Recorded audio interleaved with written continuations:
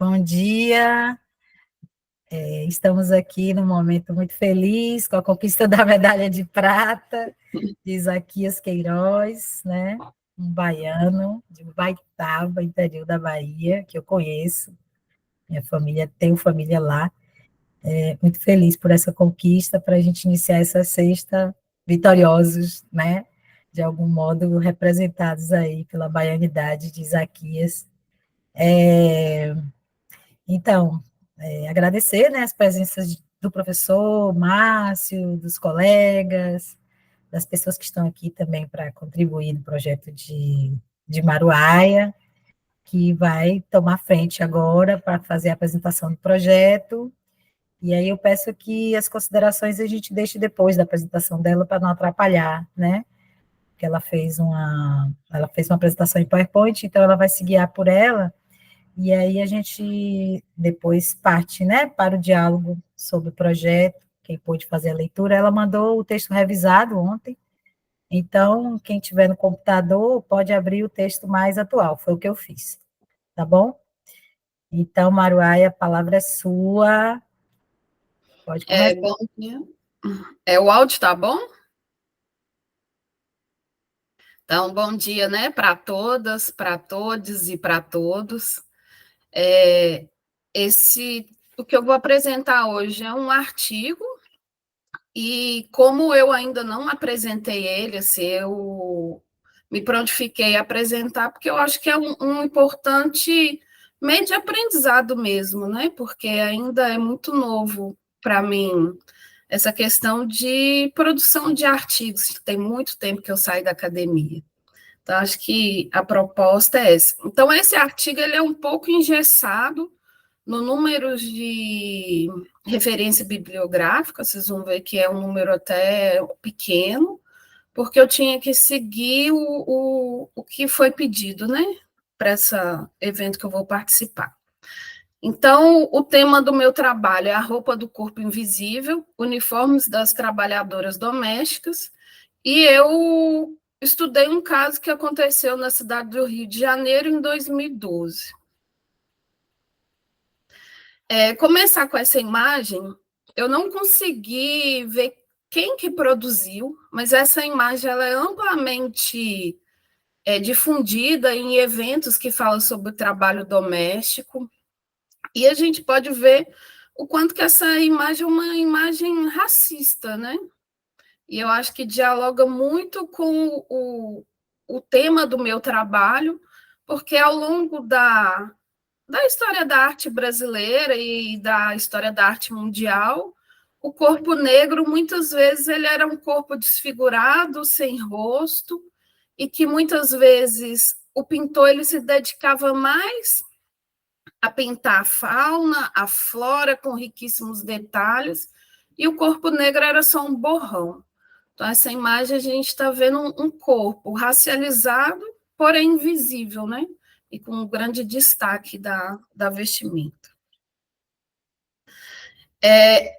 Eu já começo o meu trabalho com um incômodo, porque eu não sabia se eu trazia a imagem da, da, da Elaine, né, que eu estudei o caso, mas como já está difundido em jornais, foi publicado, então eu coloquei o nome dela. Mas eu fiquei entre a dúvida de colocar o nome dela e trazer de novo uma dor, ou se eu não colocar, eu estou silenciando esse corpo. Assim. Então, foi uma das dúvidas que eu trago, né, para cá para a gente pensar. Então, essa imagem mostra a trabalhadora doméstica, e o caso é que ela, mesmo supostamente convidada pela patroa dela, que não exigiu o uso de uniforme, ela é impedida de entrar nesse clube que fica no bairro da Lagoa, né, próxima da Lagoa Rodrigo de Freitas, que é de uma região, uma das mais nobres da cidade do Rio de Janeiro. Então, ao fundo, a gente tem o clube. Então, o meu texto, né, ele busca de forma interdisciplinar, ele vai debater as relações psicológicas simbólicas envolvendo a obrigatoriedade do uso de uniformes trabalhadoras domésticas. Então, vou debater também visibilidade social, segregação e a segregação resultante dessa prática.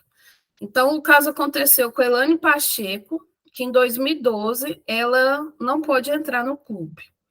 E a partir desse caso eu vou estudar, né, com base nas feministas teóricas, principalmente em Lélia Gonzalez, na história social da moda e na teoria da cognição indumentária. E o meu objetivo é contribuir, né, para ver quais são as formas que a branquitude ela se manifesta para desqualificar e subalternizar as mulheres negras. Então, minhas palavras-chave, né? É racismo, teoria da cognição indumentária, trabalhadoras domésticas e uniforme de trabalho. Então, eu já coloquei essa imagem, né, da Benedita, que foi uma trabalhadora doméstica, ela está na política, né, há muitos anos, e um evento que foi homenagear as trabalhadoras domésticas, ela foi vestida com o uniforme de empregada doméstica. E o meu trabalho, que eu busco, né, tem muito a ver com essa frase, que não é demagogia estar aqui, é algo de pele, do coração, das vezes de luta. Então, apesar de eu nunca estar diretamente envolvida no trabalho doméstico, eu sou eu sou neta de uma trabalhadora doméstica e sou nora também de uma ex-trabalhadora doméstica. Então, o meu campo de estudo, né, apesar de ser interdisciplinar, ele está muito enraizado no estudo da moda, que durante muito tempo a moda ela era feita e era considerado moda somente a elite, né? Então, a moda tem um teórico que ele fala, o Lipovetsky, que a moda surge mesmo no século XVIII, e que a moda ela era pensada pelos homens e as mulheres eram um objeto, né, de como os homens queriam que ela se manifestasse.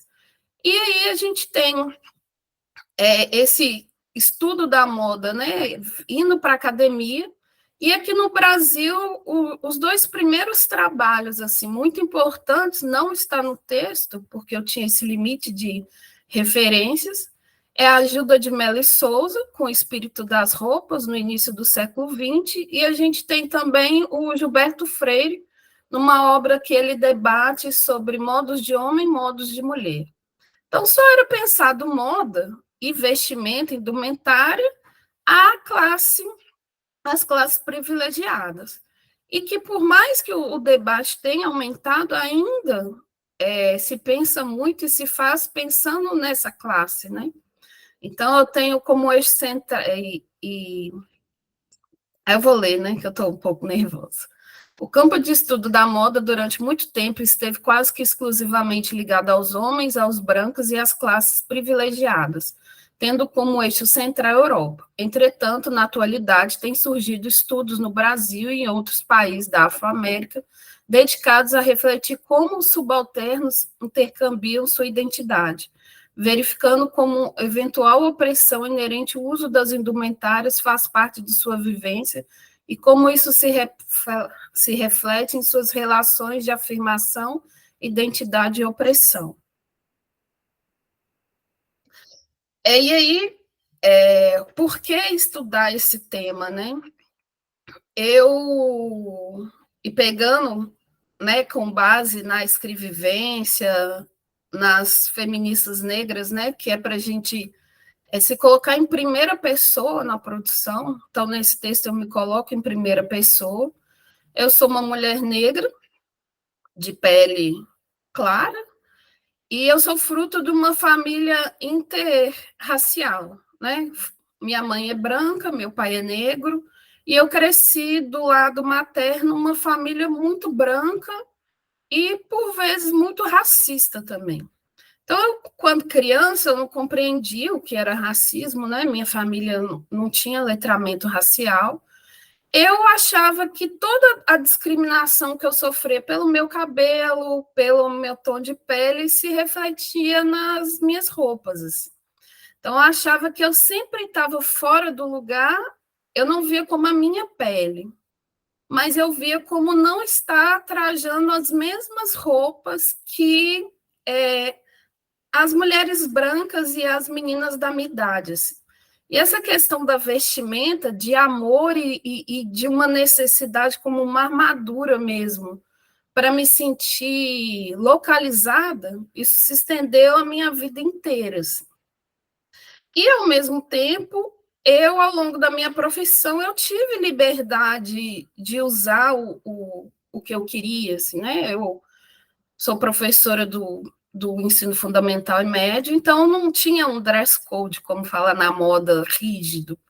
E aí eu comecei a pensar como que é ser uma mulher que já tem um corpo que é invisibilizado pela sociedade, que já carrega né, essas mazelas da escravidão e do racismo psicologicamente, simbolicamente, como ainda dentro dessas questões não poder usar essa roupa como uma armadura e como expressar sua identidade, sua religiosidade, são várias questões, né? E aí é desse momento e desse lugar que eu parto, assim, para pensar qual que é a representação simbólica de uma vestimenta. E pensando, né, foco central, as mulheres negras de baixa renda e que tem que lidar com uma elite, às vezes cotidianamente. Então, eu. Deixa eu só tomar uma água, gente.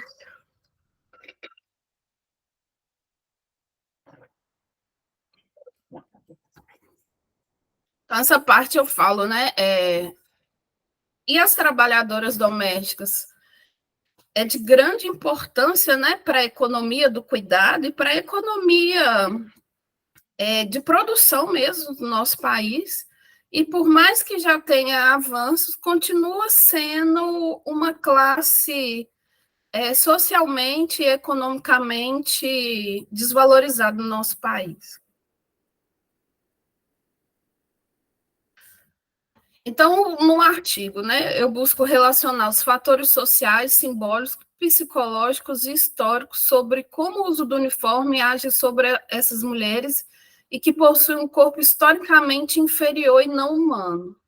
Né? Então, tem a psicanalista Isoldinha, que ela vem falar muito desse trauma psicológico. A gente tem a Neuza Santos também, né?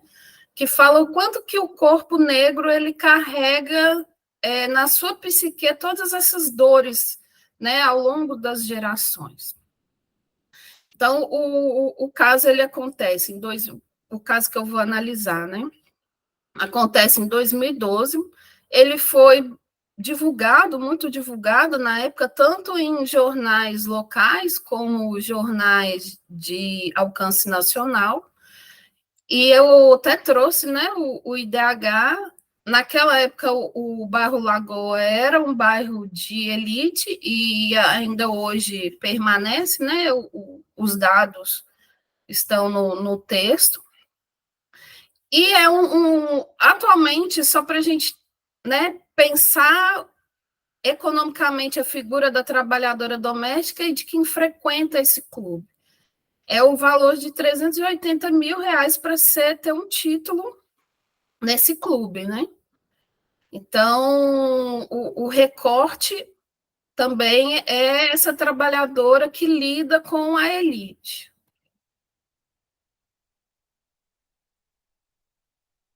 Aqui está uma visão, né, panorâmica do bairro Lagoa. É um bairro arborizado, é um bairro com um índice de desenvolvimento humano muito grande.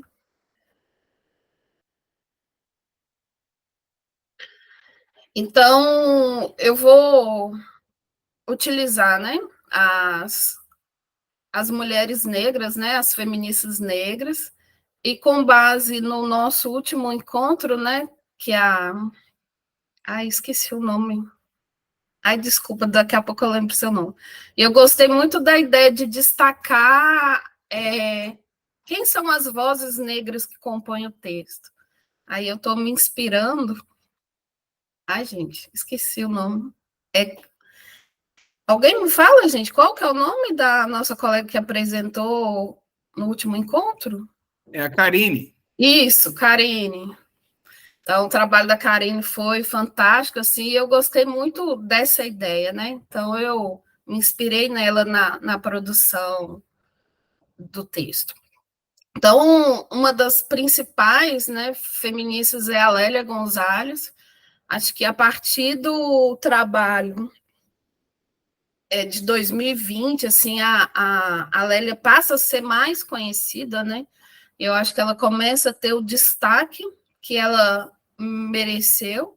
E a Lélia ela vai falar muito da figura da mulher negra e da trabalhadora doméstica. E ela usa o conceito que o Brasil vive a neurose, assim, porque ao mesmo tempo que a elite foi criada por uma mulher negra e que ela se afeiçoa, né, a essa mulher negra, na vida adulta, essa mesma criança que foi educada muitas vezes por mãos negras comete o racismo, assim, e que isso fica na nossa sociedade muito complexo.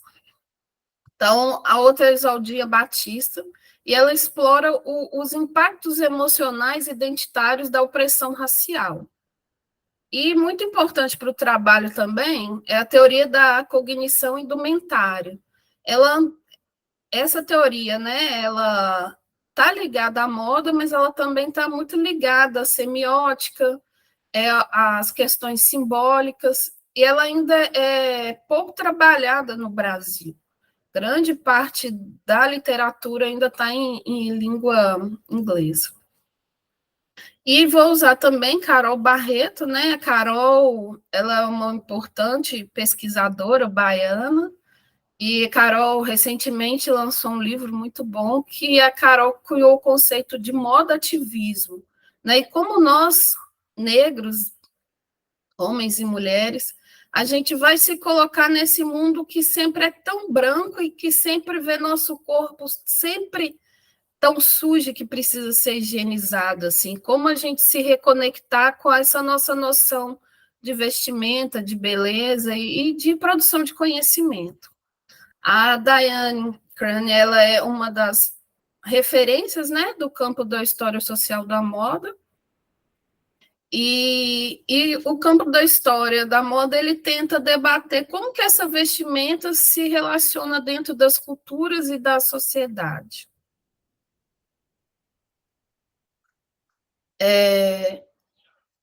Então, agora indo, né, para o caso, já falei um pouco, a minha principal fonte foi o blog do jornalista Anselmo Góes. Ele foi o primeiro que repercutiu esse fato, né, no dia 7 de outubro de 2012, e ele vai até a portaria. Eu não tive acesso em quem que chamou ele, né, partiu de quem, se foi da própria trabalhadora, de pessoas que estavam ao redor, mas ele vai e faz a entrevista com essa trabalhadora, que ela tinha a liberação da patroa dela de não usar o uniforme, e ela é impedida. Um segurança chama ela no canto, e muito provavelmente, né, não apresenta nas fontes, é uma hipótese, que esse funcionário também seja um homem negro, e que pergunta se ela é empregada, se ela é babá daquelas crianças. E ela fala que é, e aí ele fala que ela não pode entrar nesse clube. E aí essa matéria, o G10 depois vai fazer uma entrevista, e esse fato foi muito importante, que a partir dele, e né, o Ministério Público começa a investigar outros casos, se cria uma lei que no Rio de Janeiro, em 2014, passa a ser proibido a exigência do uso de uniformes das trabalhadoras domésticas. Mas a gente sabe que, apesar de existir a lei, simbolicamente, muitas trabalhadoras continua usando essa vestimenta, que é uma forma de distinção e segregação. E aí tem uma frase, né, da Elane, que ela fala: me julgaram pela minha cor e pela minha aparência. Eu disse que o meu nome estava na lista e ele, o segurança, me chamou no canto e disse que babás só entram com uniforme. Então, eu proponho nesse artigo e também na minha monografia compreender como que se dá, né, a propagação desses uniformes, né?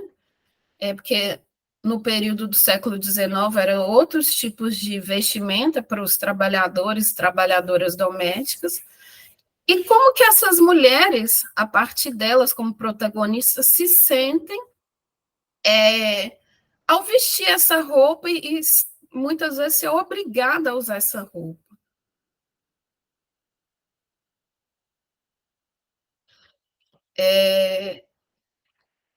Então, né, leio uma citação da Lélia, que ela fala: o processo de exclusão da mulher negra é patenteado em termos de sociedade brasileira pelos dois papéis sociais que lhes são atribuídos, domésticas ou mulatas.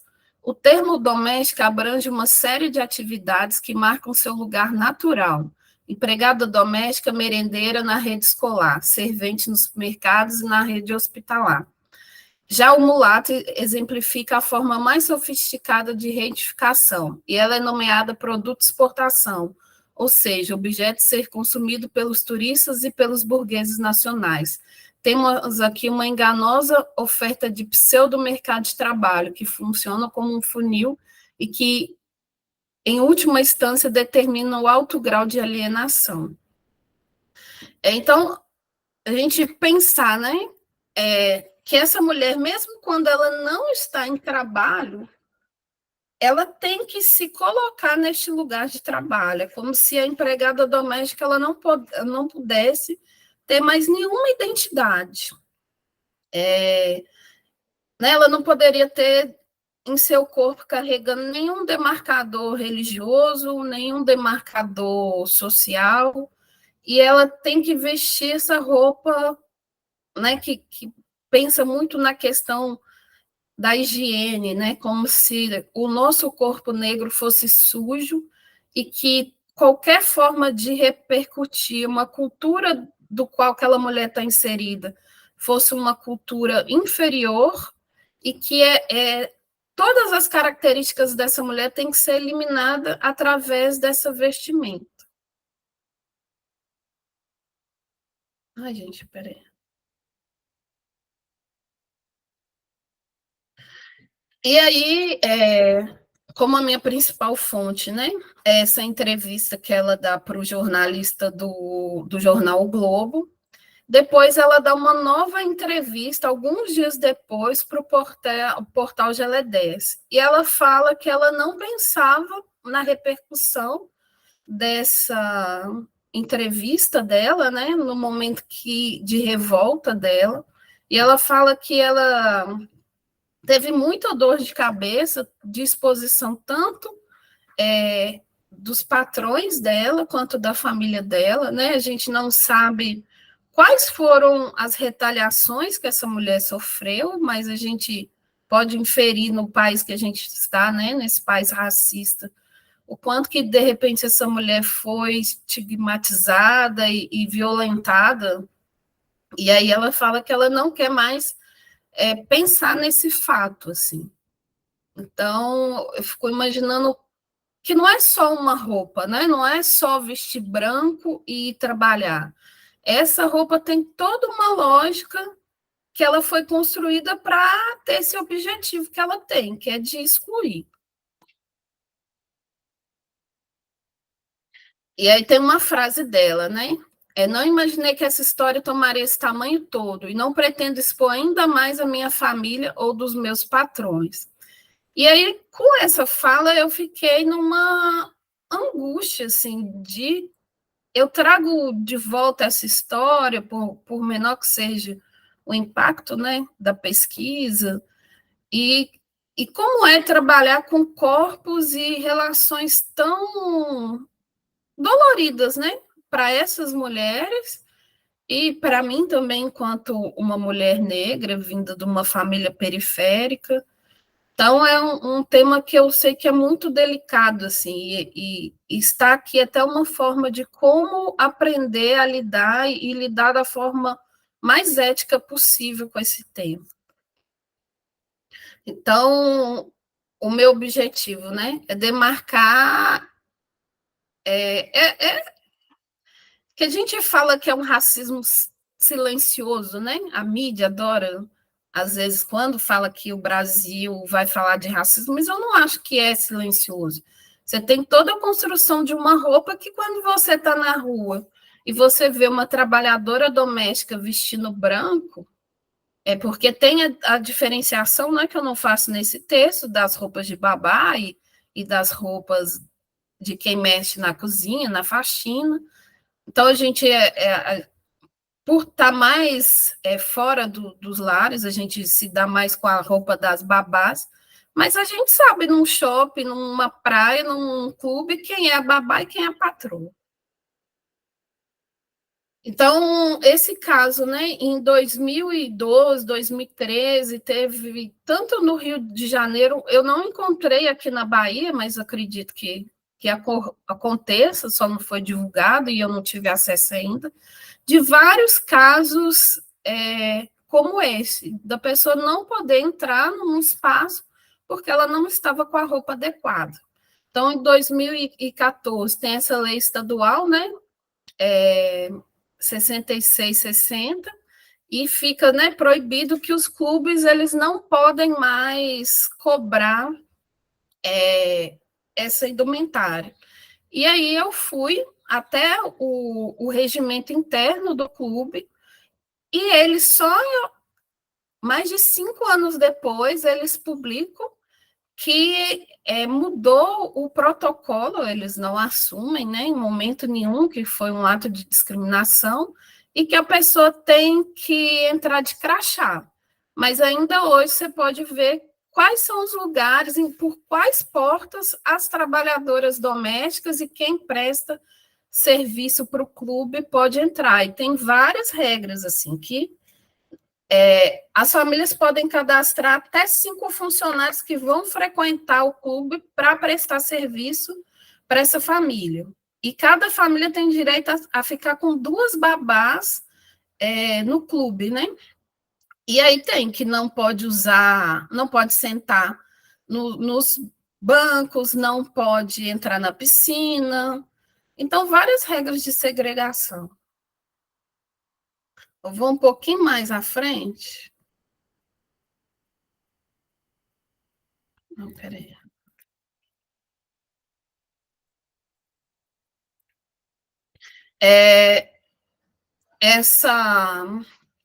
Isso são algumas frases, né, de trabalhadoras domésticas de uma outra entrevista que debatia justamente a implementação dessa lei, né, no Rio de Janeiro. E como, né, é um campo, vão ter mulheres que vão gostar dessa vestimenta, vão ter orgulho, e outras vão compreender que é um lugar de incômodo. Então, uma trabalhadora, ela fala: o assunto é polêmico. Tem algumas pessoas que não gostam de usar, ficam com vergonha. Eu não gosto. Eu gosto. Então, uma babá, ela afirma que ela gosta.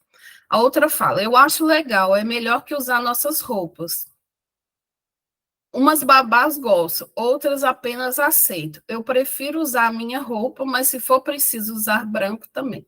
Nossa, gente, eu estou lendo muito mal.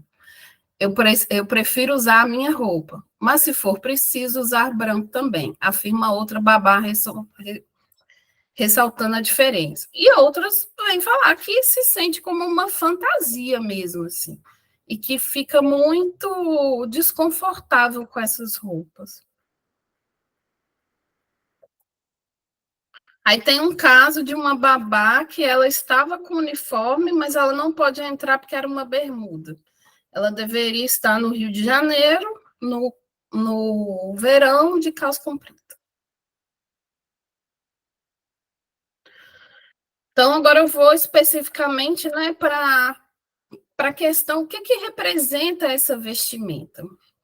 É de suma importância compreender as relações das trabalhadoras domésticas estabelecidas no ambiente de trabalho a partir da utilização dos uniformes, tendo em vista que a interação pode variar significativamente no seu contexto racial, social e econômico, e que se encontram essas mulheres. A utilização da vestimenta pode ser uma forma de reconhecimento profissional, proporcionando pertencimento e orgulho, para outros como uma forma de obrigatoriedade, pode-se colocar, né, uma imposição que diminui a individualidade e contribui para uma sensação de desvalorização do trabalho realizado. Então, a Carol Barreto, né, no livro dela, Modo Ativismo, uma das passagens do livro, ela fala: as relações entre a moda, a corporeidade, o gênero e o racismo constituem um campo de pesquisa ainda incipiente no Brasil, tanto na esfera acadêmica quanto no cotidiano das pessoas, onde a discussão são inviabilizadas pelo mito da democracia racial, que permanece presente no imaginário popular e muitas vezes interferindo nos processos de autorreconhecimento. Então, se a gente for pensar, é muito diferente o que é um corpo negro vestindo uma roupa e o que é um corpo branco vestindo a mesma roupa, né? Então, se a gente for pensar a interseccionalidade disso, a roupa, primeiro foi dito que nós éramos sujos, né? Eu estou vendo vários trabalhos que eu tenho participado, enquanto, por exemplo, no candomblé é uma questão de honra, você está sempre com a roupa impecável, na capoeira, né, mestre Janja, ela estuda também que você sujar a roupa do outro numa roda de capoeira, isso era um motivo para você ser mal visto. E como que já viu o Djonga também, né? Que é um rapper falando que ele vê crítica quando ele está postando uma roupa que é tida para a elite, né? Feita da elite para a elite, ele é sempre criticado por brancos, nunca negros que está criticando ele por estar usando, portando tal marca. Né? Aqui eu não venho falar pregando a questão da marca, mas o quanto que a roupa diz muito do nosso bem-estar, por já ser um corpo que é violentado em vários momentos. Então, só um momento. Então, eu fui pensar de forma interdisciplinar, né? Igual vão pegar a cidade do Rio de Janeiro, que é o caso que eu estudo, uma cidade com altas temperaturas, então a composição desses uniformes quase sempre vai ser um pano muito barato, né, produzido com tecidos industrializados e que não traz um conforto térmico, não vai trazer para essa mulher uma roupa projetada para diferentes corpos, e ela vai lidar cotidianamente com, né, mulheres, homens e crianças que ela presta serviço com vestimentas que socialmente é tidas como aceitas, como o que é considerado luxo, o que é considerado belo. Ela vai lidar economicamente com a desigualdade ao ver que peças de roupas que seus patrões estão portando, muitas vezes superior a vários anos de trabalho dela. Então, é um peso em todas as camadas, assim, sociais, simbólicas, econômicas, né? E ela vai lidar o tempo inteiro com uma roupa que remete ela à desigualdade perante o outro, né? A visão dela de si e o reflexo do outro vai ser uma visão de fratura mesmo, assim. E aí, essa teoria, né? A teoria da cognição do vestuário, ela propõe o quê? Ela vai falar que essa roupa ela vai ter estímulos diferentes de acordo com a pessoa que está usando. Uma pesquisa que foi feita baseada nessa teoria chama a teoria do jaleco branco. Foi pego várias pessoas e aí foi entregue essas pessoas que elas estariam portando um jaleco de médico. E aí foi avaliado o desempenho na concentração ao responder várias perguntas para essas pessoas. Um outro grupo foi dado o mesmo jaleco, mas falou que esse jaleco era um jaleco de pintor. E aí você já tem uma baixa de concentração. E para outros, foi colocado numa cadeira o jaleco, falando que aquele jaleco era de médico, mas elas não colocaram essa vestimenta. E aí pôde ver, né, com a pesquisa, que aqueles que estavam com o jaleco, de fato, né, nos dados medidos, teve uma concentração maior. Né? Então, e por que dessa concentração? Por ser uma vestimenta que é considerada de pessoas que são inteligentes, de pessoas que fazem parte da elite, uma roupa que tem um simbolismo muito positivo na nossa sociedade. Aí uma outra pesquisa colocou mulheres para responder questões matemáticas de biquíni, e depois elas colocaram moletons e repetiram o mesmo com homens, né? É uma pesquisa ainda binária, né? Não foi estudado com corpos trans, esses autores não abordam, que foi trabalhado, e aí se viu um desempenho menor das mulheres que estavam portando biquíni. Então, vem estudar o quanto que a vestimenta, né, aumenta a violência de policiais em momentos que eles estão trajando aquela vestimenta. Então, eu pensei, como que essas mulheres lidam com essa vestimenta, né? Como que a conexão corpo, mente e sociedade ao trajar esse indumentário.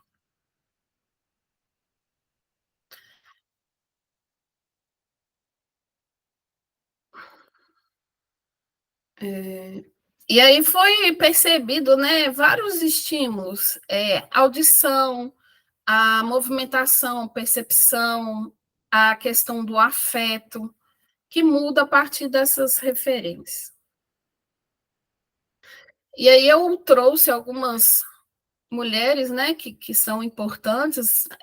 A Laudelina, ela foi uma ativista e uma mulher que estava na política, empregada doméstica, né? Ela é o grande nome assim de representação na luta por direitos das trabalhadoras domésticas. E se a gente for pensar a indumentária da Laudelina, né? Quando ela não estava obrigada a usar aquelas vestimentas, ela compunha todos os signos do que era considerado no início do século uma mulher bem vestida. E aí trouxe Carolina também, né? Ano passado eu escrevi um artigo sobre a Carolina Maria de Jesus, porque a Carolina, ela odiava aquela representação que é feita dela, e que até hoje, né, até grupos progressistas que defendem a figura dela, muitas vezes reproduz que é ela com um lenço na cabeça, assim. Ela não gostava dessa imagem, né? Eu tenho algumas passagens que ela fala. Nessa fotografia, a Carolina, né, ela está usando joias. Eu fui estudar o livro dela, que ela tem várias passagens que ela fala o quanto que ela está feliz de comprar roupa para os filhos e para ela, o quanto que ela fica feliz de ver os filhos dela com roupas limpas, bem vestidas, e aí o quanto que, né, tem essa dominação e essa imagem da Carolina sempre só no lugar da favelada, e nunca a Carolina. Tem algumas reportagens que eu vi que a Carolina tem uma que ela está do lado da Clarice Lispector. A Clarice Lispector era uma mulher que fazia parte da elite, a Carolina estava com a mesma roupa que a Clarice Lispector, mas que ninguém trazia ela como essa questão de moda, né? A Carolina, ela fazia figurinos também, ela está sempre num corpo e numa vestimenta representada como subalternizadas. Trouxe, né, a imagem da mãe Estela de Oxóssi, que para a gente pensar o quanto que essa vestimenta dela, né, que ela está portando nessa imagem, traz identidades para ela, né? Fala de quem ela é. E aí eu fico pensando, e um corpo que não pode trazer uma indumentária que é tão importante para a criação de si né, da sua psique. Trouxe, né, já que a gente, essa teoria da indumentária, um dos marcos é esse estudo com jaleco branco, eu trouxe para provocar essa médica com jaleco branco, que talvez seria interessante pensar que racializar essa pesquisa, como que talvez seria esse impacto de pessoas brancas portando um jaleco de médico e como seria pessoas negras portando, né, esse jaleco. Trouxe também a nossa ministra, né, a Margarete Menezes, ela muito bem vestida na posse dela, e o quanto que, né, ela está bem vestida, isso é uma hipótese, né, não entrevistei e não tem estudo sobre isso, foi um lugar de conforto para a ministra num momento tão importante dela. E aí a gente pensar, né, igual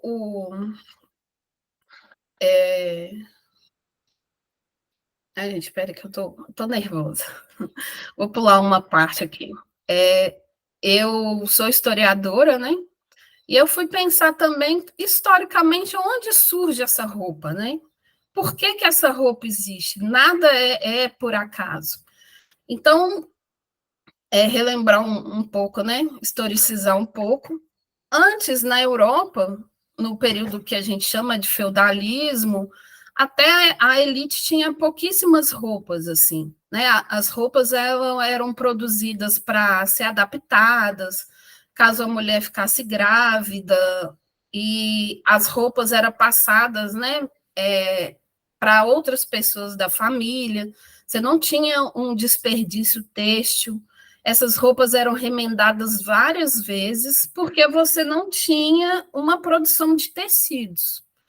Então, se a elite já tinha poucas roupas, as pessoas tidas pobres, né, que a gente vai chamar de servos, eles às vezes tinham no máximo 2 vestimentas ao longo de toda a vida, porque você não tinha acesso. E com a Revolução Industrial, você começa a ter uma produção muito grande de tecidos, né? E aí é inventada a máquina de costura, né? A Singer foi a primeira marca a produzir máquinas, e foi um grande sucesso assim, na Europa e também nos Estados Unidos. E as mulheres que costuravam para os grandes estilistas, né? A figura do estilista era muito importante no mundo moderno, né? Que a gente pega aí século XVIII, século XIX. O estilista da corte era uma figura muito importante, mas quem trabalhava para esses homens eram mulheres pobres. E com acesso à imprensa, que aí você podia vender esses croquis, né, dessas roupas que a elite usava, e depois a burguesia também vem com todos esses símbolos, esses códigos de luxo. Essas mulheres faziam para a elite, elas conseguiam reproduzir para ela e para as filhas dela. E aí, a partir desse momento, que você aproxima muito os códigos de vestimenta da classe pobre trabalhadora, né, das roupas da elite e da burguesia, e que também tinha um conflito entre quais eram as roupas que os burgueses podiam usar e quais eram as roupas que os nobres podiam usar, né, porque na Idade Média existiam leis falando, determinando quais eram o tipo de roupa, de decote, muito bem exemplificado qual que era a posição social que aquela roupa poderia representar, né, você não poderia sair longe daqueles códigos. E aí a elite vem e fala: vocês não vão usar a mesma roupa que eu. Então eu vou te colocar numa roupa que vai deixar bem claro quem manda e quem é o subalterno, quem é da elite e quem é pobre. E aí, dentro desse contexto, surgem os uniformes, né? Os uniformes, eles traz a referência dos uniformes militares, mas ao longo da história, os uniformes militares, em vários contextos, ganhou uma conotação positiva, né? É uma roupa que muitos militares se orgulham, tanto que em momentos especiais tem uma roupa de gala para exaltação daquela roupa. Aí você cria o uniforme desses trabalhadores. Mas ainda eu não encontrei muitas referências, pequenas passagens, né, nesses livros clássicos da história social da moda sobre o uso do uniforme, então é uma lacuna que eu venho estudando. O Brasil, a moda, ela no início, até o início do século XX, ela era muito inspirada na Europa e nos Estados Unidos, ainda é. Então, se não se falava nem de uma moda brasileira feita para a elite, também não ia se falar de uma vestimenta que é vestida por milhares de mulheres todos os dias, mas que de mulheres que não representam uma classe social de privilégio.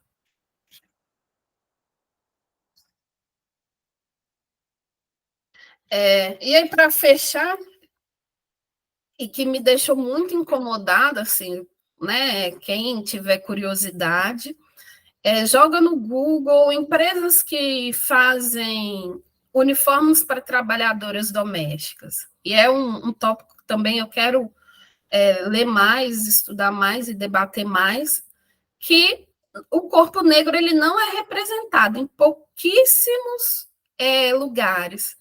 Mas as roupas, quando a branquitude vai falar das vestimentas e vai vender, e aí a gente, né, a Cida Bento, ela vem trazendo esse conceito da branquitude, o corpo negro não é representado. E é uma estratégia de também falar, eu não estou colocando a mulher negra como empregada, longe de mim, a mulher negra no Brasil representa a empregada doméstica. E aí você, para vender, né, você higieniza esse corpo, né, e eu estou sendo irônica no conceito de higienizar, e você traz uma representação totalmente desconexa com os dados do IBGE, né? No texto eu trago a referência que eu usei dos dados do IBGE, né? Sendo que mais de 60% das trabalhadoras domésticas no Brasil são mulheres negras. E na grande maioria dos sites são essas mulheres representadas. Eu não sei se vocês conseguem ler, mas depois eu divulgo essa imagem. Aí uma das coisas traz aqui, ó, um conceito de saúde para as trabalhadoras. É como se roupa representasse se aquela pessoa estava saudável ou não. Mas a roupa branca dentro de um país que a gente sabe que tem tantas políticas higienistas, a roupa branca é para limpar esse corpo sujo, né? Que é o corpo negro. E aí eu, né, já li vários relatos, assim, como é difícil para as babás que lidam com crianças, às vezes tem que ir no parque, o quanto que é estressante para elas manter essa roupa limpa o tempo inteiro. Para as trabalhadoras que mexem na faxina, que tem que manter essa roupa adequada, né? Então, já teve um processo de uma trabalhadora e ela ganhou porque o tanto que ela tinha que gastar para higienizar o tempo inteiro essa roupa e era estressante. Pela lei brasileira hoje, não é obrigada a usar uniforme, mas ela deixa uma brecha que os patrões podem pedir roupas adequadas, mas essa roupa, dentro das leis de segurança do trabalho também, não traz nenhuma proteção. Pensando na questão de conforto térmico e sensorial, muitas vezes essas roupas é feita com poliéster ou com esses tecidos que é utilizado em toalhas de mesa de festa, assim, que traz um desconforto para essas mulheres muito grande, assim. E eu fico muito revoltada quando eu vi essas imagens, assim. Já é um corpo silenciado e é silenciado até a hora de vender a roupa que aquele corpo vai utilizar. Então, nas considerações finais, né? Esse trabalho apresenta a fragilidade de ter pouco contato com as obras que discutem investimentos utilizados pela classe trabalhadora. É ainda necessário, né, pesquisar em qual momento histórico a vestimenta passa a ser utilizada e como que foi a propagação, porque, igual esse código de vestimenta é presente nas casas da elite do Brasil todo, assim, desconsiderando questões térmicas, culturais, é sempre esse mesmo modelo de roupa. E aí eu coloco, né, como a Patrícia Collins traz, eu me sinto uma outsider, né, porque eu sou uma mulher negra que tive acesso aos meios acadêmicos, né, frequento lugares não elitizados, mas de uma classe média alta, mas que a minha realidade é a periferia, assim. E eu acho que a partir desses dois lugares de mundo que me faz, né, eu fui pensar, né, nessa vestimenta, assim, que para mim roupa é algo que me traz tanto conforto e ao mesmo tempo desconforto. Roupa para mim é proteção também. Aqui na Bahia, né, eu venho aprendendo quanto que o belo sempre fez parte da nossa cultura negra, né, de nós mulheres negras, e o quanto que tudo que refere a nós não é belo, é feio, que precisa ser enquadrado, engessado, para melhor atender a branquitude, né? E o conceito de branquitude eu uso da Cida Bento. E aí eu acho que é isso, gente. E, como eu falei no início, o texto traz pouco debate historiográfico, porque é por causa das normas do congresso que eu vou submeter, então tinha que ter um número reduzido de referências bibliográficas. E aí eu acho que é isso, fiquei um pouco né, nervosa aí, mas espero que deu para entender, assim, e aí estou aberta a perguntas, a críticas, que é o meu primeiro passo, assim, né, para uma vida acadêmica mais ampla. Bom, parabéns, adorei, é um estudo necessário, né? Eu fiz algumas observações aqui e também vou fazer a leitura dos comentários do chat, e aí as pessoas que quiserem também complementar e dialogar com Maruaia, acho que esse é o momento, né, gente? Eu só queria estipular um prazo que a gente tem que encerrar 11, porque eu vou participar da reunião do Fábrica de Ideias, que começa exatamente 11, e é uma reunião que eu preciso participar, porque uma série de definições, e eu estou na comissão organizadora, e não vou poder faltar. Mas se vocês quiserem ficar na sala, ficam tranquilamente, tá? Eu não preciso encerrar a sala, eu só encerraria a transmissão, tá bom? Então, à medida que os slides foram passando, eu fui me dando conta de que seu trabalho dialoga muito com o meu, do doutorado, né? O título da minha tese foi Tem Preto de Jaleco Branco. Eu fiz uma análise, né, uma pergunta, na verdade, sobre a ampliação de corpos negros na medicina, né? E quando eu comecei o doutorado, em 2012, eu coloquei no Google só para ver o que ia aparecer de imagem, né? Preto de jaleco branco. Eu ainda não tinha o título como pergunta, né? Mas eu coloquei somente preto de jaleco branco. E, obviamente, naquele ano, naquele momento que eu fiz a busca, só apareceram homens negros, muito, muito raro, mulheres negras com jaleco branco, mais raro ainda, né? Homens negros, mas vestindo o jaleco branco da área de alimentação, né? De enfim, açougues, sempre obviamente, com uma diferença de status, né, social. Não apareceu nenhum negro vestido jaleco branco como médico, né? Não apareceu nesse momento. E eu fiquei me perguntando, né, por que dessa ausência, né? E tem a ver com isso aí que você traz, da invisibilidade, das poucas referências e da quantidade mínima de médicos brancos e médicas brancas, ou médicos negros e médicas brancas. Então, isso é só para dizer que que é simbólico, né, pensar em trazer esse tema, porque ele também remete a pensar todas as profissões e os espaços de poder e quem ocupa esses espaços de poder, né. Você começa com uma dúvida sobre a questão do uso do nome de Elaine, Uhum. se você pode ou não, né, colocar ela como sujeito protagonista da sua pesquisa. Eu acho que você tem que discutir isso no comitê de ética, né? E, obviamente, fazer uso daqueles termos de autorização para uso de imagens.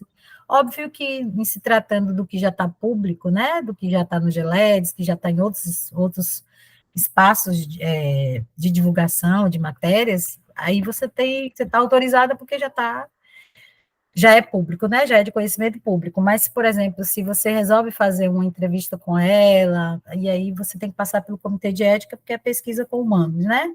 Aí tem toda essa parte, vamos dizer assim, burocrática que tem que ser cumprida, e eu acho que sua pesquisa vai exigir essa passagem pelo comitê de ética. E eu acho que tem que ser para ontem, porque é uma pesquisa de mestrado, né? Na verdade, esse tema é uma ramificação, porque eu vou estudar, na minha pesquisa mesmo, as trabalhadoras aqui na Bahia. E aí elas Mas, eu não mas se pretendo tiver colocar um nome, assim, usar siglas.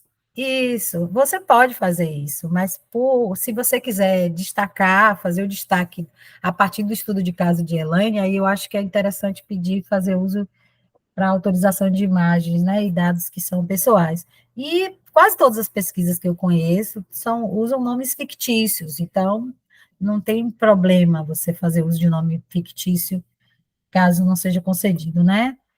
É uma dúvida que você pode tirar com o comitê de ética, tá? Uhum, Enfim, todas as questões de vestimentas, de uso de vestimentas para trabalho, elas merecem sim uma reflexão mais acadêmica, né? Você está falando aí da ausência de estudos dessa área, e você vai ter um estudo praticamente exploratório sobre essa temática, né? Com pouquíssimas abordagens sobre a questão da vestimenta em si, para empregadas, né? Mas quando você vai fazer, por exemplo, uma análise de como tem sido, e aí eu acho que você pode buscar pesquisas, principalmente na área da psicologia e das relações raciais. Por exemplo, um psicólogo amigo meu, ele me contou que no grupo de trabalho deles, né, que estuda discriminação na área da psicologia, mesmo estando com o jaleco, no atendimento, na clínica, é, há pessoas que rejeitam. Abre a sala, procura o psicólogo ou a psicóloga, e se está lá um psicólogo negro, uma psicóloga negra, fecha a sala e vai buscar atendimento com outro profissional, né? Isso tem a ver com discriminação racial. uhum, Também no caso da medicina, muitos são confundidos com enfermeiros, com técnicos, porque não é naturalizado que esse não é o espaço ocupado por pessoas negras, né? E aí acaba criando essa dificuldade, efetivamente, de superar essas questões psíquicas e de autoestima, que obviamente que envolve todo o trabalho, né? E no caso das empregadas domésticas, o fato de uma instituição não permitir que não se entre com a vestimenta específica, isso é algo que denota não só a questão de discriminação racial, mas também de discriminação social, né? Porque uhum. são dois tipos de discriminação que É, são extremamente segregação danosos, mesmo. né? De segregação também. Então, assim, só parabenizar mesmo, torcer que seja muito bem sucedida a sua pesquisa. Quero estar lá no dia da defesa, da qualificação e depois da defesa pública do seu título de mestra, tá bom? Muito Parabéns. obrigada. Aí antes de passar para a Suzana, eu vou ler aqui os comentários. A própria Suzana colocou também, né? Eu acho que não quer falar também. Euseni disse que a presença de uma pessoa negra em um espaço de elite sem a demarcação de subordinação inferioriza o espaço, suja a imagem do lugar, né? Sim, lembrar também que no caso de médicas negras, já há pesquisas já falando sobre a questão das mudanças, principalmente da touca que se usa, né, no ambiente hospitalar, que já há propostas de novas vestimentas e de adequação, né, para o estilo de cabelo, enfim, eu acho que isso é uma coisa que você poderia também trazer para a sua É, pesquisa, né? Da ampliação desse debate em outras áreas profissionais também, né? Em é relação... igual pegando a Olimpíadas, esse ano foi permitido a touca para cabelos afros, assim. Igual É, eu fazia natação, a touca sim. convencional não cabia no meu cabelo, então não tinha como. Luciano coloca aqui a violência simbólica, aí citando Bourdieu, está muito impregnada e presente em toda a trajetória dessas mulheres, principalmente com a conformação das babás, sob o relato da satisfação em usar o uniforme da subalternidade, né? Isso também acontece muito nos prédios, né? Uhum. Se está com o uniforme, ela é deslocada para o elevador de serviço, né? Então, tem todo esse simbolismo aí que é carregado de discriminação. Professora, as perguntas, igual eu vi que a Zeni tem uma pergunta, eu respondo agora ou depois? Eu acho que depois da sequência de Suzana, se você quiser fazer algum comentário a partir do que eu trouxe também, e Eugenie, aliás, depois de Suzana tem Eugenie, né? Uhum. Wellen, poderia falar sobre o envio do comitê aqui na UFBA. Eu acho que eu posso levar essa dúvida para a coordenação, porque eu conheço bem como é o comitê de ética da UFAL, que eu sou professora de lá. Mas eu posso levar essa dúvida e aí depois eu socializo com vocês, porque eu acho que é algo que também, Suzana, pode responder como representante.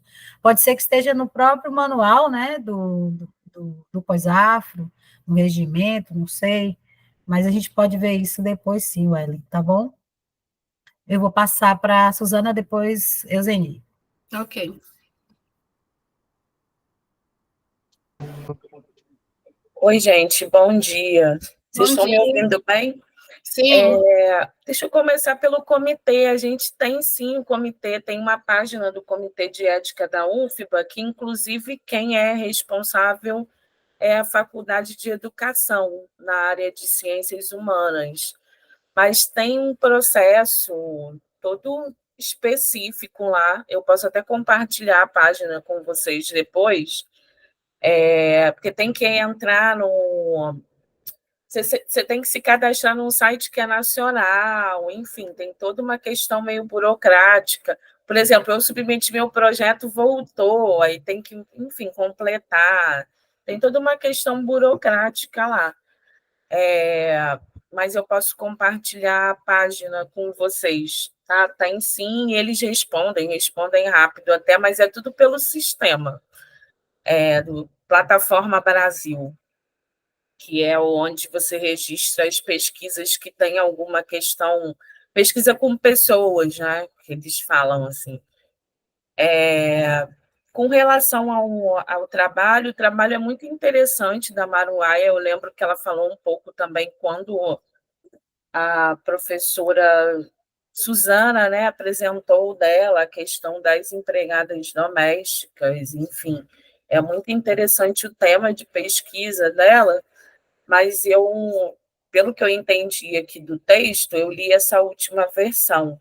Você está fazendo um recorte, né, do teu objeto Uhum. de pesquisa para estudar a questão dos uniformes, Uhum. né?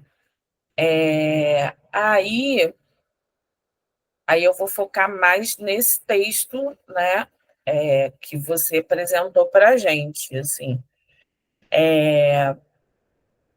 Eu estou entendendo que é um artigo, não sei se você vai apresentar ou vai mandar o artigo, você vai fazer uma apresentação.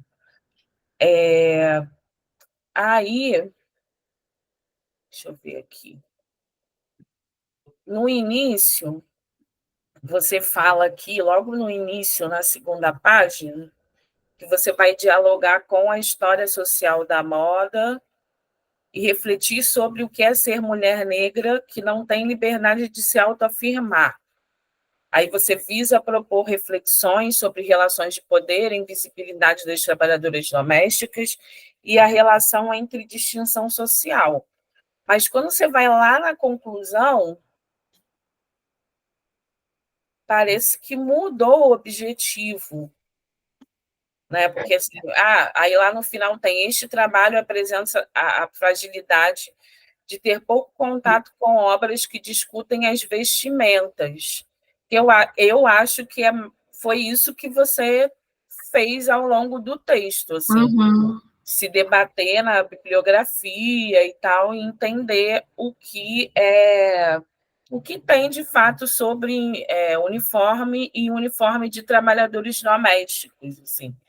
Fica mais com cara de uma revisão, né, bibliográfica, uma revisão sistemática, né, sobre o tema. Então, eu acho que tinha que trocar lá no início o objetivo, que é normal isso mesmo. Às vezes, quando você vai pesquisando o tema, vai vendo as fontes, né? Eu vi que você fez pesquisa online com bibliografia, às vezes muda o objetivo, porque você não encontrou ali o material para responder aquela pergunta específica, mas você sai com outras perguntas depois da pesquisa, né? Mas aí eu acho que tem que mudar no texto quais são os objetivos, tá?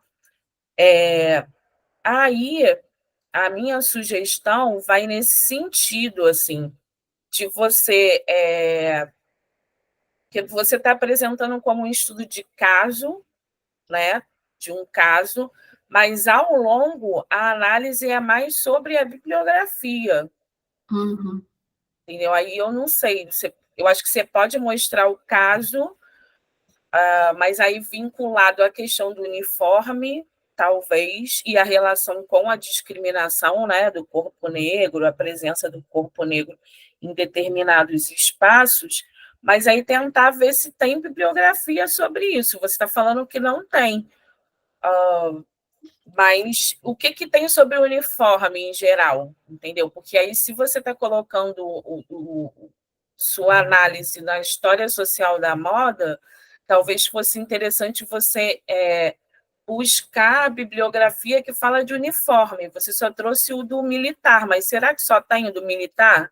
A galera da moda só estuda uniforme militar? Será que não tem outras questões sobre o uniforme? A Jucinei até falou do trabalho dela também, que foca, né, no vestuário e tal, que eu achei muito interessante você trazer, situar bem o seu ponto de vista, que é a partir da indumentária da moda. Você não está falando sobre as domésticas enquanto uma categoria social de trabalho ou de estratificação social. Você está falando da roupa e do significado que a roupa tem nessas situações sociais. Aí tem um texto aqui, é até de uma amiga minha que estuda moda também, ela é professora do Instituto Federal do Rio de Janeiro, ela é da moda, é antropóloga também, eu vou colocar o link aqui. Ela tem um artigo sobre moda decolonial, talvez seja interessante você ver, porque tem um movimento no campo de estudos da moda bem interessante para trazer todas essas teorias do Sul, feminismo negro e tal, para estudos no campo da moda também. Eu faço parte de um grupo que debate a moda decolonial. Inclusive a Carolina, né, que você falou, Barreto também faz parte e tal.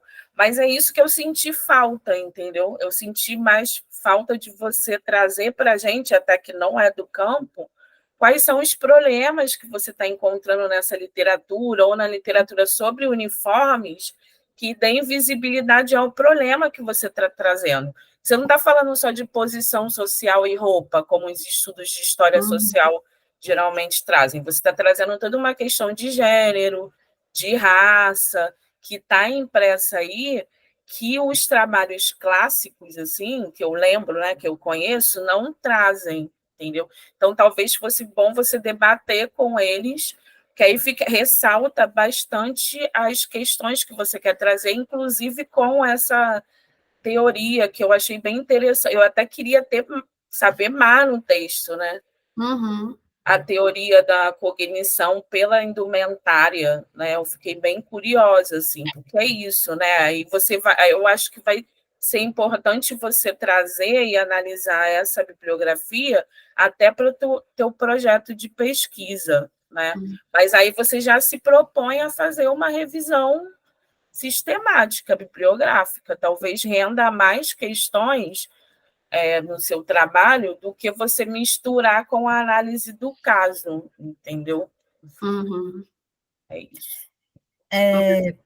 Já pegando o gancho aqui, antes de passar para a Eugenia, é isso, você precisa buscar ver como os profissionais negros, né, eles são invisíveis, mesmo usando a vestimenta da sua, vamos dizer assim, da sua categoria profissional. Então, há, sim, uma invisibilidade, e aí você pode fazer, sei lá, um comparativo de que, no caso das empregadas domésticas, essa invisibilidade também tem a ver com não só a subalternidade, né, enfim, tem muita coisa que você pode buscar aí, fazendo esse estado da arte. Sim, inclusive tem até, eu vi o teu, que é isso, né? Esse tema, eu acho muito, a Lélia, né? Ela é muito brilhante, que ela traz essa imagem e essa categoria, né? Como se fosse uma imagem inconsciente da mulher negra como empregada doméstica, como um paradigma da brasilidade, inclusive, né?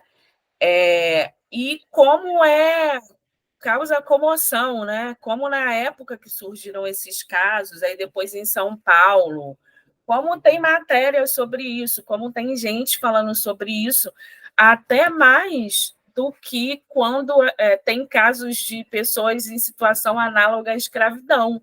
Tipo, os casos de empregada barrada no clube têm mais visibilidade na mídia do que as pessoas em trabalho análogo à escravidão. Então, assim, é um tema crucial no Brasil, né? Enfim, envolve várias questões, emocional, né?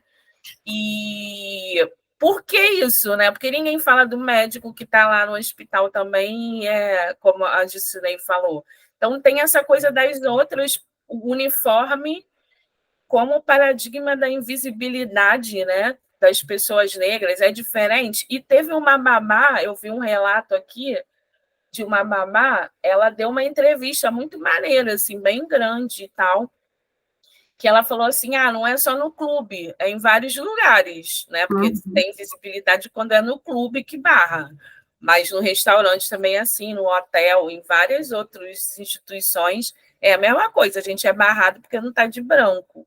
Assim, e ela fala assim, eu não acho que eu sou coitada, porque, na verdade, eu ganhava muito bem, inclusive mais do que os outros empregados domésticos. E é isso, tipo, às vezes a babá é uma relação doméstica diferenciada do que os outros empregados, que também são negros, entendeu? E tem a diferença também porque se for pensar no trabalhador homem, a vestimenta dele é o mesmo código social da roupa do patrão, assim. O que vai mudar do terno, do porteiro, do motorista e do terno do patrão é o tecido, a marca, mas a questão do corte, né, é o mesmo, assim. Não tem essa distinção tão grande.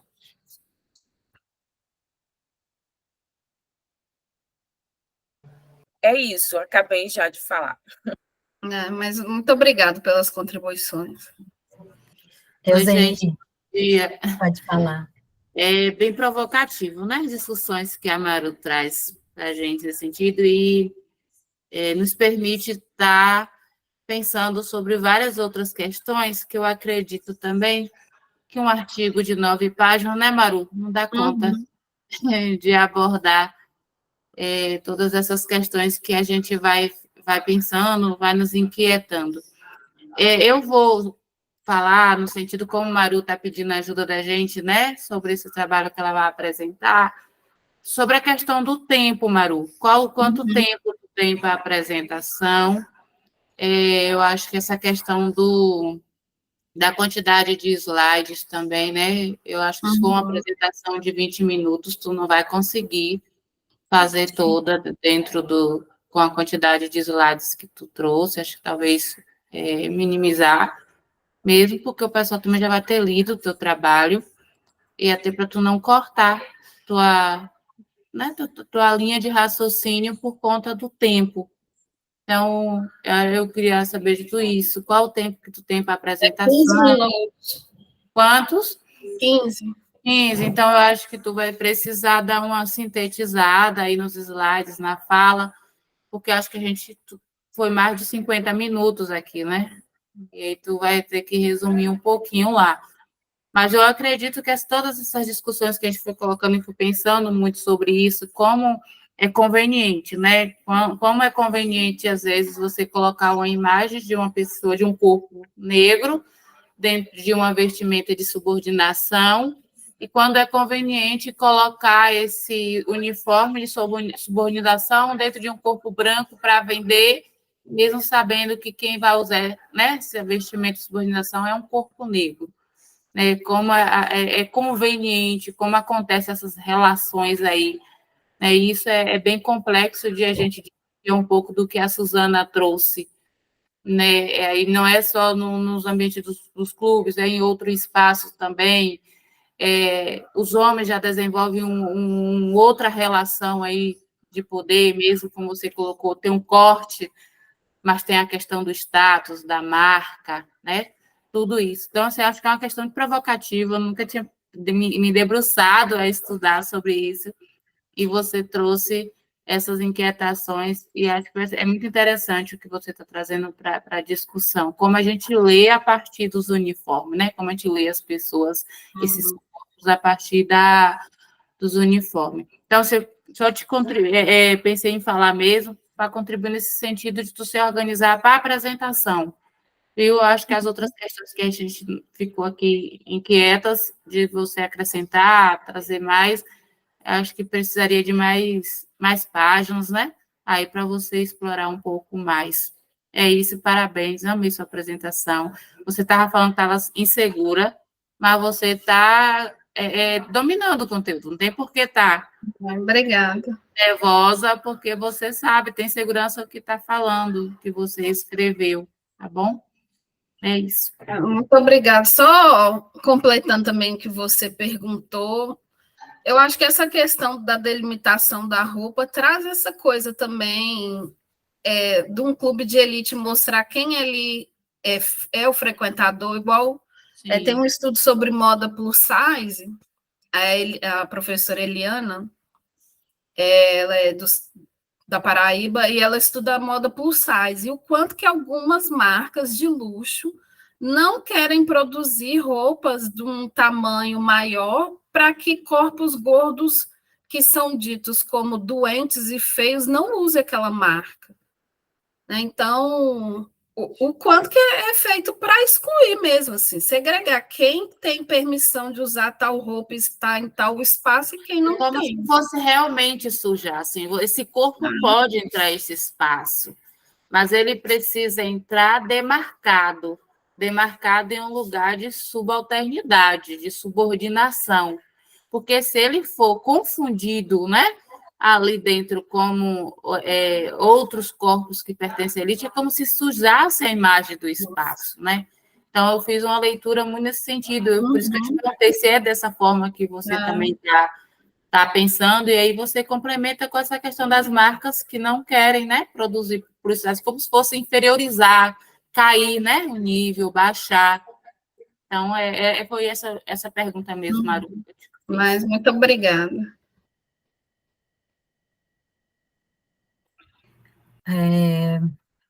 Obrigada, Zeni, também, foi ótimo, foram ótimas as suas contribuições. A Suzana colocou aqui o site do Comitê de Ética da UFBA, e também, acho que um artigo, né, que é para a Maruaia dar uma olhada depois. Ela tinha feito comentário, né, que dessas imagens que você traz não tem nenhuma mulher negra, e é uma forma, obviamente, de divulgar sem criar essa situação de racismo, né? Sem sugerir racismo, é isso. E no site... As novelas têm feito isso, né? Têm colocado protagonistas brancas para o trabalho doméstico, justamente para evitar esse mal-estar que é constante e recorrente, né? Mas isso tem a ver, e aí eu acho que é bom você citar, o Estatuto da Igualdade Racial, porque no Estatuto tem lá falando da necessidade de se criar políticas afirmativas em todas as áreas, em todas as profissões, e também para também desconstruir essa ideia de que o lugar é sempre em espaços, vamos dizer assim, de espaços informais de trabalho, ou quando formalizados, que têm rendas mais baixas, né? Tem a ver também com a questão da renda. Então, acho que o Estatuto pode trazer também, deve ser citado no seu trabalho para falar sobre a mobilidade social da população negra em diversas áreas, área da cultura, do esporte, do cinema, da TV. Então, não é à toa que a gente tem muito mais protagonistas negros em filmes e séries e novelas, né? Tem a ver também com essa determinação legal, né? Tem até um estudo, o livro daquela coleção Feminismos Plurais, e tem um que é sobre trabalho doméstico. Ela vem analisando a Thais Araújo, que acho que está até passando de novo aquelas as empreguetes, a Penha, que é a personagem, é a única negra, e é a única hipersexualizada, a única que fala errado, e é sempre esse lugar inadequado, né? Igual, falando especificamente dos sites, a grande maioria dos sites de venda de uniformes são mulheres brancas, tem mulheres negras, mas eu escolhi essas como provocar, assim, para mostrar o meu incômodo, assim. E que essa hipocrisia, assim, quem vende, quem compra, sabe que não é esse corpo. Né? Os dados estatísticos mostram que não é esse corpo, mas para se resguardar de um possível rótulo de racista, nem no direito a trabalhar como modelo o corpo negro tem, assim. Loucura, né? Alguém mais queria? O professor Márcio, Leandro, as pessoas que estão presentes, tem mais alguém que gostaria de fazer algum tipo de comentário?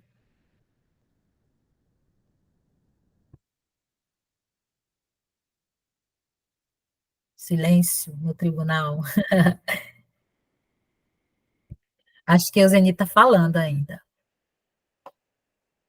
Não? Pronto, Maruá, eu acho que tarefa cumprida, missão cumprida. Obrigada. Acho que você já vai levando aí algumas questões para pensar e refletir para a sua apresentação no seminário, e depois conta para a gente como é que foi a recepção do trabalho. E eu vou buscar saber, Suzana já passou aí o site do comitê da UFBA, mas eu sei que tem uma mediação, né, local com o comitê da UFBA antes de passar para a plataforma Brasil. Tem sim. Geralmente tem em cada unidade acadêmica, né? Então pode ser que na FFCH tenha, porque Não, Juscelino, a gente tem que cadastrar lá na plataforma. Aí é encaminhado para o comitê da tá. UFBA. Eles só analisam É o contrário, né? depois que você cadastra na plataforma Brasil e respondem. Que loucura, aí né? quem responde é a pessoa que aqui é da educação, né? Que é das pesquisas humanas.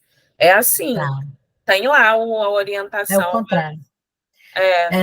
Na UFAL, o caminho é inverso. Antes de submeter na plataforma, a gente tem uma espécie de orientações, né, que o comitê local faz para a gente já entrar com segurança, para saber exatamente o que postar, porque é muita burocracia. Se tem no FFCH, eu acho que não tem não, gente. Mas, enfim.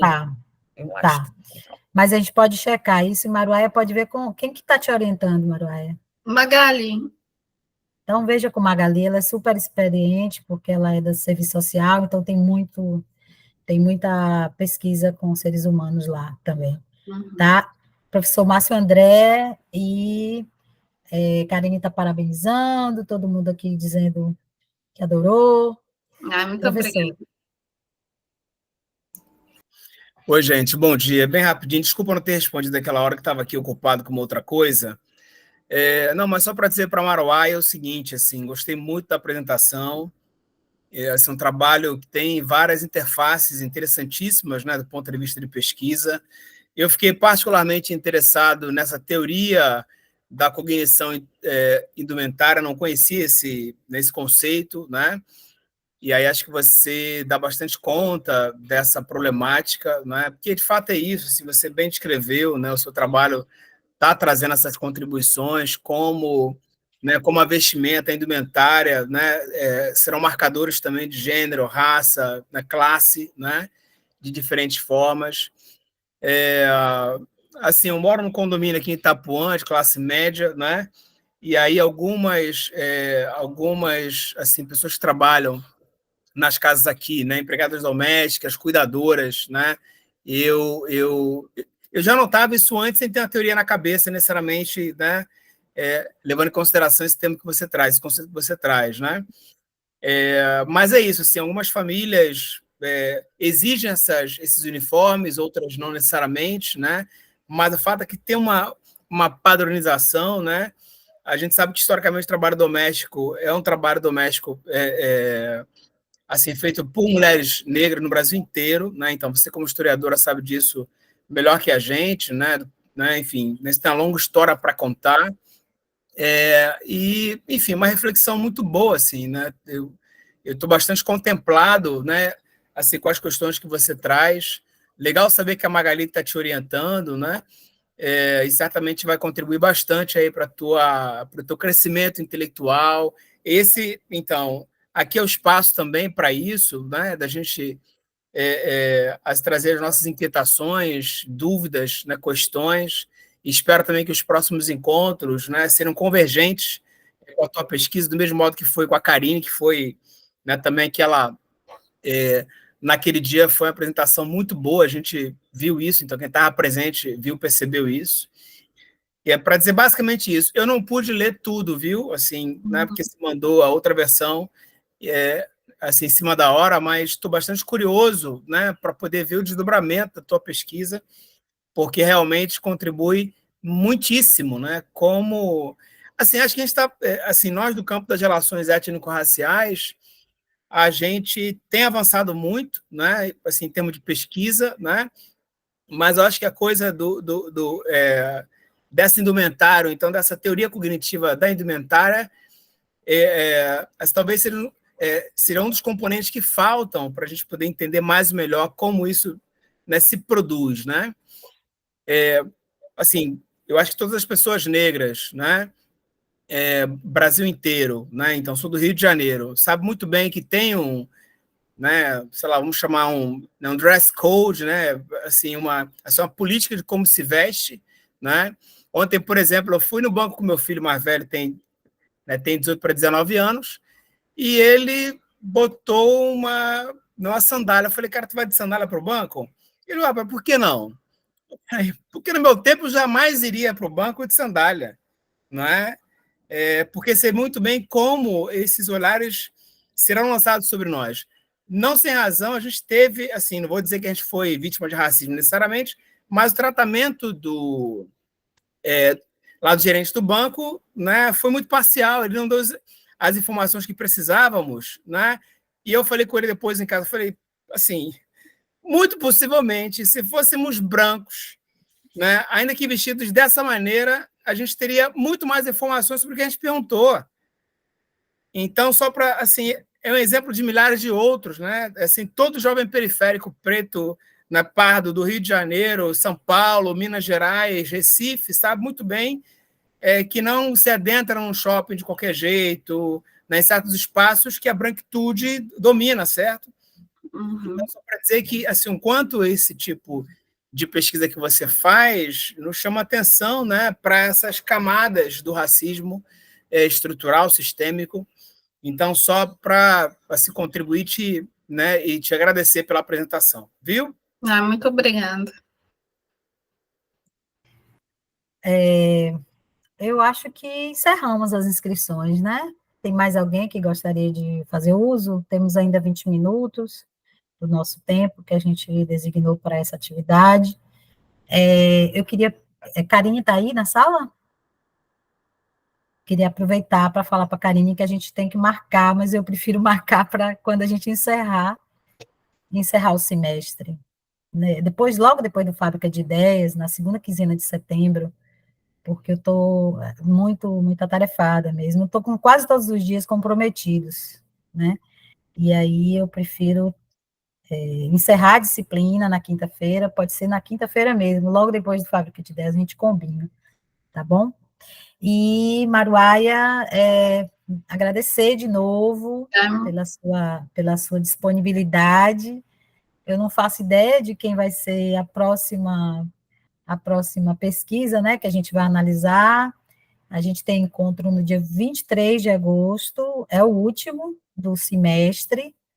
Então, eu aguardo, né, para ver quem é que vai se candidatar. A gente teve Karine, Maruaia, Suzana, tivemos a apresentação da pesquisa da professora Suzana Maia. Se o professor Márcio quiser fazer uma exposição para finalizar o semestre de algum projeto da Unilab, de pesquisa que ele esteja fazendo, fique à vontade. Eu posso também me incluir nesse desafio aí de fazer a apresentação das principais descobertas do pós-doc, mas a prioridade, de fato, são os projetos de mestrandos e mestrandas, de doutorandos e doutorandas, para a gente poder ter esse momento que é tão importante, né, para quem está na construção de projetos de pesquisa, tá bom? Então, basta me chamar, a professora Márcia também está à disposição, e dentro do grupo a gente alinha e combina como é que vai ser, tá bom? Se alguém quiser já se manifestar, que esteja presente na sala, já pode também. Sou Márcia. Não, eu não ia falar nada, mas só para assim, reforçar, Jucinei, que assim, eu prefiro muito mais que os estudantes de mestrado, doutorado, de fato, apresentem suas pesquisas, né, seus projetos, porque para nós é muito bom assim, poder, né, saber mais e, né, interagir e tentar contribuir, viu? Eu acho que essa é a perspectiva, acho que todo mundo entendeu que a lógica dos... Obviamente, a gente pode pensar no próximo semestre, fazer uma avaliação e ver se a gente mantém essa mesma metodologia, se a gente faz convite para outros professores, outros pesquisadores, inclusive fora, né, do pós-AF, para participarem também com a gente. Vamos construindo juntos, né, esse caminho aí dos encontros da linha. Tá bom, gente? Maruaia, a palavra é sua para a gente finalizar, e aí a gente faz as inscrições, à medida que chegarem para a gente combina próximo encontro, dia 23. Queria, né, agradecer a oportunidade e agradecer todo mundo que contribuiu. Você estava muito nervosa, assim. Sobre o tempo, eu pensei que como o encontro, né, tem uma hora maior, eu fiquei meio confuso, fala quanto tempo eu tenho que falar, assim, mas vou me ater a quanto tempo falar, né, porque lá é 15 minutos só. Suzana trouxe a questão da moda decolonial, assim, eu faço parte de um grupo bem legal, assim, eu enquanto estudante, né, faço parte da Escola de Moda Decolonial, e aqui a Bahia a gente tem nomes muito importantes, assim, para pensar a moda indígena, a apropriação cultural, a moda produzida no continente africano ou na América, longe desse eixo, que durante muito tempo, né, e durante muito tempo a gente pensa moda, a gente pensa Paris, Estados Unidos, e tem até um conceito que fala que roupa é de branco, quando é negro, é traje. Né? A gente não faz moda, a gente tem traje típico, sempre naquele lugar do exótico, né? Então, é um campo assim que eu estou muito apaixonada assim, de estar aprendendo e poder contribuir, né? Então, foi muito bom assim, para mim, porque é muito insegurança a gente ao escrever, né? Mas obrigada por tudo.